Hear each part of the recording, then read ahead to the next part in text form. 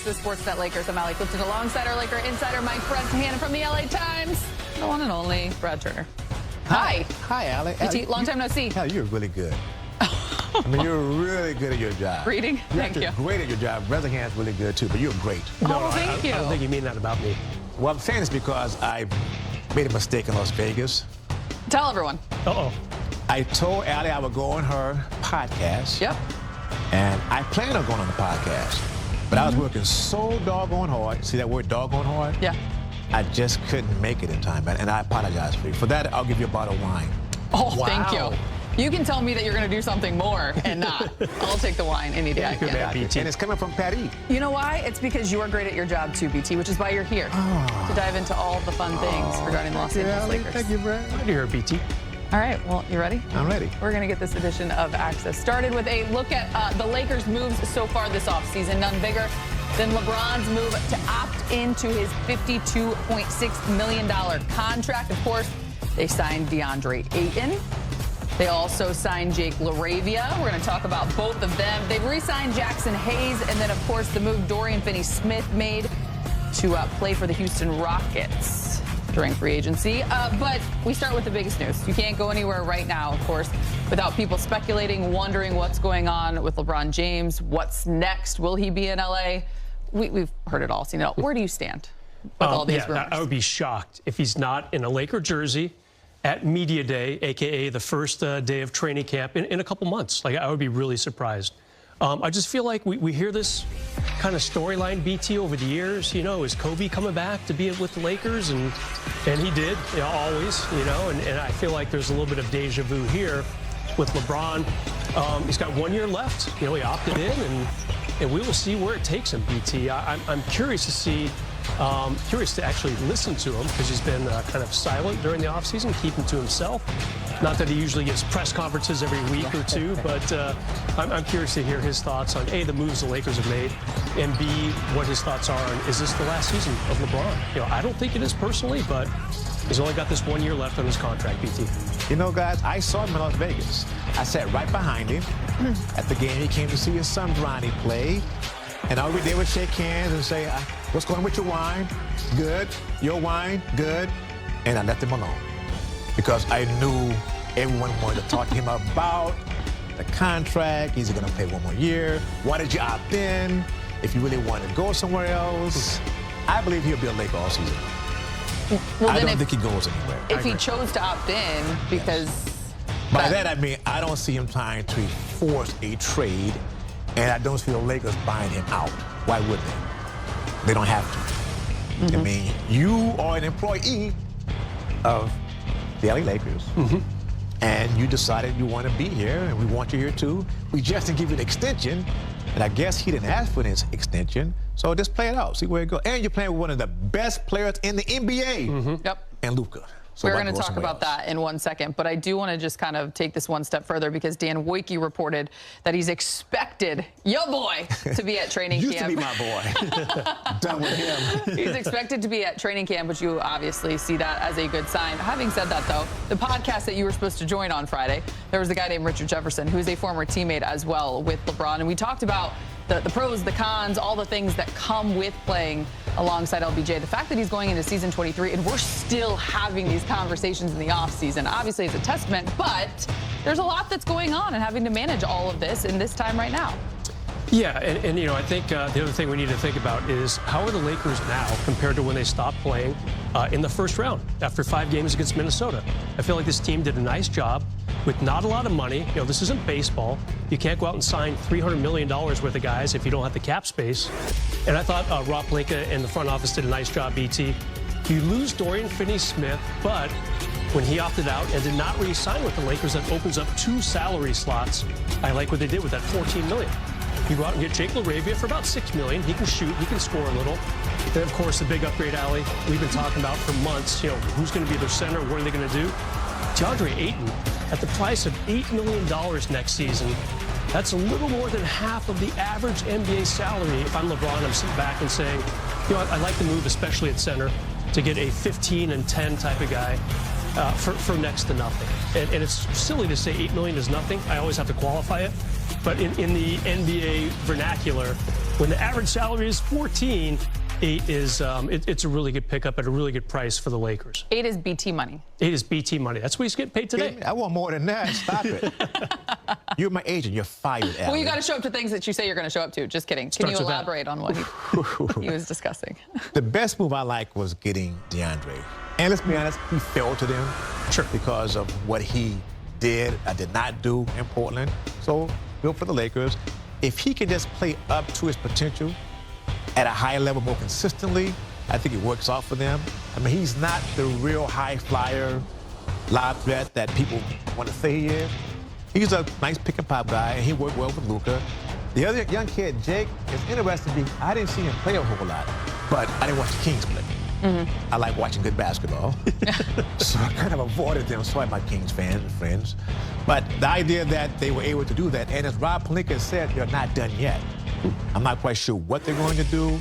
I think they do need to improve the backcourt some, especially off the bench. They need someone who can play some defense because they were not known as a very good defensive team. DeAndre Ayton is not known as someone who blocks a lot of shots, but he is big, he is athletic, and he's from Michael Thompson's hometown of the Bahamas. So let's see what happens. I think it worked out well for him. I'm not sure how we got to DeAndre Ayton off of LeBron James and what the decision will be for him. We are going to talk more on that, too, in a second. For now, from LeBron to Luka, a look at how the Lakers stars performed together in their first season, which it wasn't a whole lot of time, which is going to take me to the first question. But first, 28.2 points from Luka, 8 boards, almost 8 assists, almost 2 steals, and then LBJ right under 25 a game on 8 rebounds, 8 dimes, and a steal. From a fan's perspective, from the fan side of things, BT, I'll start with you. Yes, ma'am. Tell us we are going to get yet another season or look at the two of these guys together. Kind of wrapping up, yes, LeBron will be a Laker, and obviously what you know and see with Luka right now. I get it. From a fan perspective, I was in the gym working out on my muscles today and working out on trying to get my win ready for my trip to Paris. And there's a guy at the gym who's a big basketball fan. His thoughts are that LeBron can play 2, maybe 3 more seasons because he was just that good last season. He doesn't understand why there's this talk about him wanting to maybe leave, maybe retire. Why? Because he was so good and he remains at playing at a high level. So I agree with my friend that's the fan that LeBron James, he is still that guy. He is still him. Well done. You give us the perspective sitting behind LeBron, only talking about wine with him, but then you take us to the guy at the gym and give us the fan perspective. That's what Allie wanted. I mean, he's a Laker fan. He's I love it. My guy at the cigar shop, they're Laker fans. He had something to say, too. They all had something to say as a puff on cigars. It can only help having Luka. Oh, yeah, for sure. I mean, yeah, if you go back to February 1st, we always will remember where we were when this trade was announced and the disbelief we all felt initially, like there's no way this is true. Morphing into fairly quickly, it is true? Wow. So you pick up Luka almost 6 months ago, and then you pick up Ayton during the offseason to fill the hole, or try to fill the hole that AD left. Obviously, he doesn't have the defensive prowess that AD does, nor does he have the mid-range that AD does. But still, you have a center. You're not going to the playoffs with a backup center like Jackson Hayes. So I do like the fact that the team is upgraded, and I think LeBron is probably looking at this and saying, okay, yeah, I'm interested. I'm back. If he had any doubts at all. And BT and Allie, back in 2007, it was a very restless season for the Lakers and their fans. Kobe Bryant demanded to be traded, and it was a very vocal trade. He went on Stephen A's show. He spoke to me. I think he went on Vic the Brick's radio show as well. It was a very clear statement to the Lakers. I want a better team, or I'm out of here. Trade me. So a lot of uneasiness that offseason. He ended up showing up to camp. So not nearly that degree of unease right now in Laker land. Not even close. You remember those days. 18 years ago feels like yesterday. Brad, but LeBron man. is not demanding to be traded or demanding this or demanding that we know of, at least publicly. I was covering the Dodgers part-time at that time. And Kobe Bryant even called me and goes, oh, there you go. What's that noise? It's a bat, Kobe, hitting the ball. What are you doing? The other big-time LA team. He goes, what are you doing? I'm at a Dodger game. He goes, you know nothing about baseball. More do you know about playing basketball for the Lakers? Was my joke. And he went in for like 10 minutes about why he wanted to be traded or he wanted to make an upgrade. Now, I don't know if you guys saw the picture on social media of LeBron and his teammates in Las Vegas. Yeah. They were all there. That was cool to see. It was cool. Including DeAndre Ayton, who's now a part of the group. The only guy that wasn't there, he's playing a little basketball, with Slovenia, is Luka. And looking great. His tan is unreal. Did you see that? Oh, you're talking about the muscles he was showing. That's for you. Yeah, I'm talking about the rip that you're working on before you go to Paris. Having said that, he's got an extension coming up. You mentioned just over a couple of weeks away. Sure. Feelings? You want to weigh in first? August the 2nd is the day he can sign that contract. Yep. I've talked a little bit to his agent, Bill Duffy. I'm of the belief that he'll sign a 3-year contract. That sounds about right. Which gives him opportunity to opt out 2 years later to sign for the big money. Right. And it's smart and it's prudent.